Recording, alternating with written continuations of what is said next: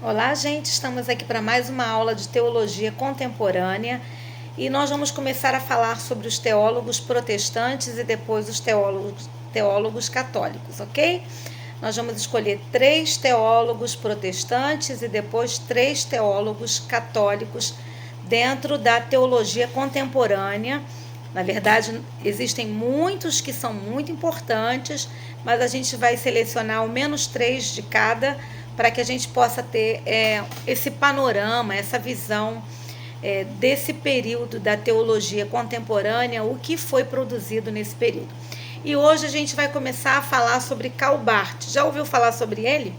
É um teólogo protestante muito importante, que a gente vai ter uma influência muito grande dele, e a gente vai ver então quais foram suas principais ideias, qual foi o desenvolvimento da sua teologia, como foi a sua caminhada, ok? Então, Karl Barth, ele nasceu em 1886 e faleceu em 1968. Foi um teólogo protestante que se destacou grandemente nessa teologia dialética. Então, ele criou a teologia dialética. Mas o que é a teologia dialética? Teologia dialética vem de diálogo, vem de debate. Então, ele vai trazer elementos importantes para fundamentar um pensamento teológico, tá? Ele vai ressaltar o sentido existencial do cristianismo, e a sua teologia vai ser caracterizada por enfatizar que Deus é livre, soberano, transcendente, por considerar a palavra de Deus como o único fundamento da teologia. Então já vão pegando aí as dicas desse grande teólogo. Ele dá ênfase na revelação de Deus através de Jesus Cristo. Ele exclui a teologia natural.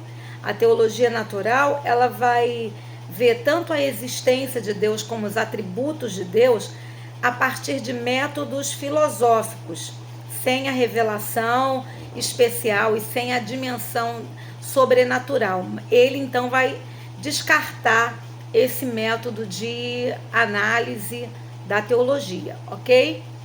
Ele vai combater a ideologização do cristianismo. E como ele está vivendo num período do nazismo, né, de Hitler, ele vai negar também o nazismo. E já a gente vai ver até o que aconteceu com ele nesse período, tá? Ele foi inclusive expulso da Alemanha por discordar do nazismo. Então, olha que coisa. Ele também participou de polêmicas sobre o batismo. Deixa eu ver aqui mais algumas coisas para vocês. E também participou do Conselho Mundial de Igrejas lá na Holanda em 1948. Então vamos ver um pouquinho como é que foi a vida de Karl Barth.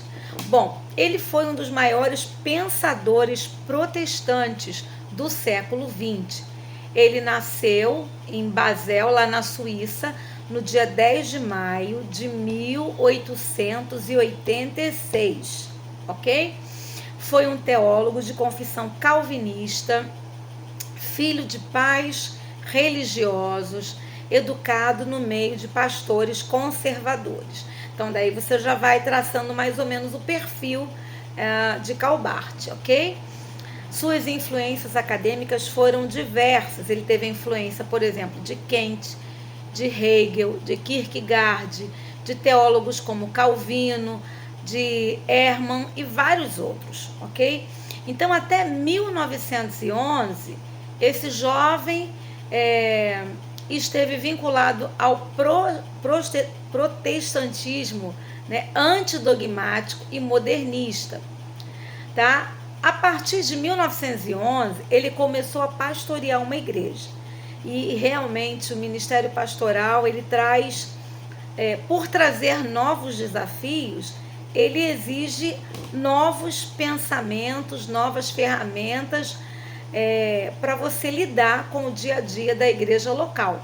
Então, em 1911, ele começou a pastorear uma pequena igreja no interior da Suíça. E ele ficou lá até 1925, ou seja, 14 anos pastoreando. Durante esses anos, ele conheceu um outro amigo, Edward Tanansey, e esse amigo contribuiu bastante com as suas reflexões teológicas. Então, esse amigo começou a estudar sobre Schleiermacher, que era um grande teólogo, e ele começou a estudar sobre o apóstolo Paulo. Por quê? Ele tinha o grande desafio de todos os domingos ter que apresentar na igreja o seu sermão, de ter que pregar todo domingo. Então, essa rotina, né, essa exigência semanal fez com que ele precisasse buscar esse alimento para o rebanho, o pequeno rebanho que ele pastoreava, né? Ele viu essa necessidade, tá? E aí ele começou então a estudar o apóstolo Paulo. Como fruto desse estudo, dessa pesquisa, dessa busca, 5 anos mais tarde, ele publicou um comentário sobre a Epístola de Romanos. Então, ele teve muita produção acadêmica. Essa foi uma delas, tá? Começou, então, com esse desafio de precisar preparar os seus sermões para os domingos na igreja.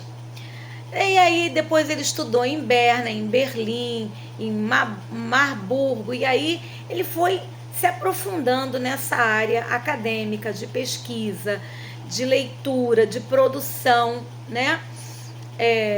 Ele foi algum tempo também pastor lá em Genebra.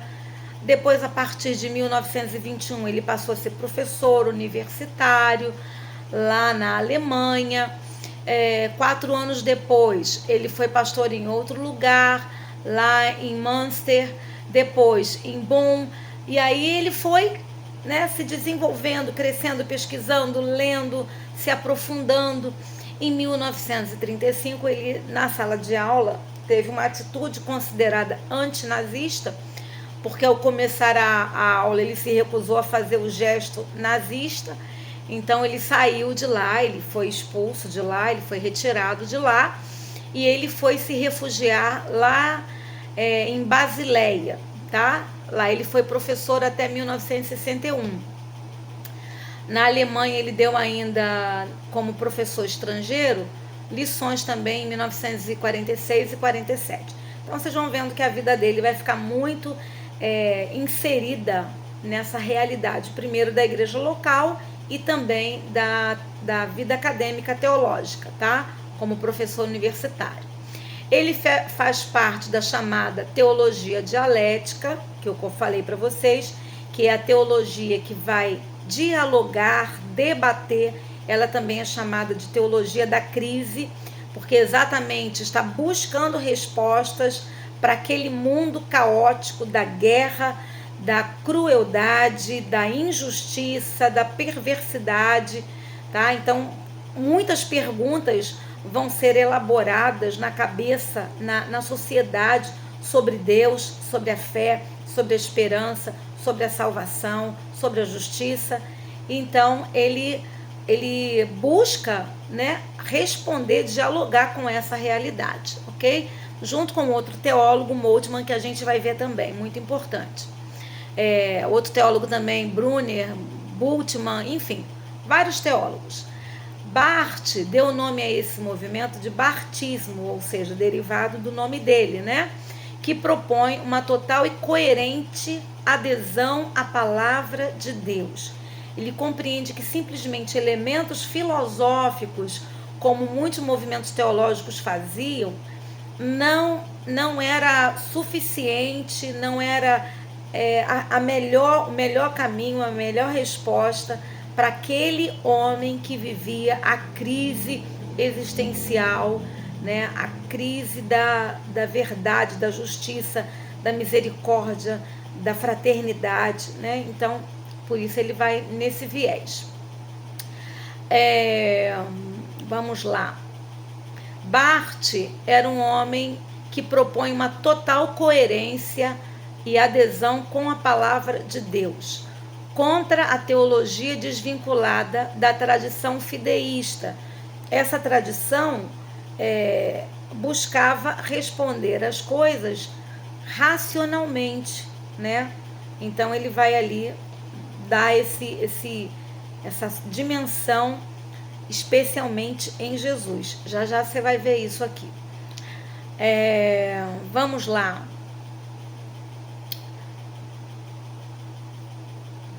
Deixa eu ver o que mais que eu posso destacar aqui para vocês nessa primeira aula. Pegando as coisas centrais para facilitar, tá? Com o destaque, ele também destacou a transcendência divina. E aí ele abriu um largo espaço entre Deus e o homem, tá? Abandonando o homem existencialmente a si mesmo. Então, se a gente viu em alguma teologia contemporânea onde o homem poderia ser salvo por ter a centelha divina dentro dele, isso dentro da filosofia, né, com ferramentas filosóficas abordando que ele então poderia se salvar a partir de uma brecha do Concílio do Vaticano, a gente já trabalhou isso, acho que na aula anterior, ele de forma alguma vai dar essa possibilidade, tá? Então, segundo Barth, não tendo senão a fé como um caminho para o alto, para o caminho de alcançar Deus. A fé é o único caminho para alcançar Deus. Cristo é o intermediário, como diz as Escrituras, como diz a Epístola aos Romanos. A teologia de Barth recebe muitos nomes, eu vou dar alguns deles para você conhecer. Teologia da crise, teologia da dialética, teologia querigmática. O que é querigmático? O que é o querigma? É o anúncio da palavra, ou teologia da palavra. Todos esses nomes são referentes à teologia que ele apresenta. Inclusive, uma curiosidade que lá no Concílio do Vaticano II, ele participou como observador desse concílio, tá? Então, a doutrina de Barth, ela foi propagada também por diversos discípulos que ele teve, que também produziram textos, que também foram acrescentando ali a sua teologia, ok? Barth morreu em 1969, então durante essa trajetória ele deixou marcas profundas e importantíssimas para a teologia protestante. Já já eu volto no próximo vídeo para a gente falar e sintetizar um pouco essa teologia de Barth, ok? Deus abençoe.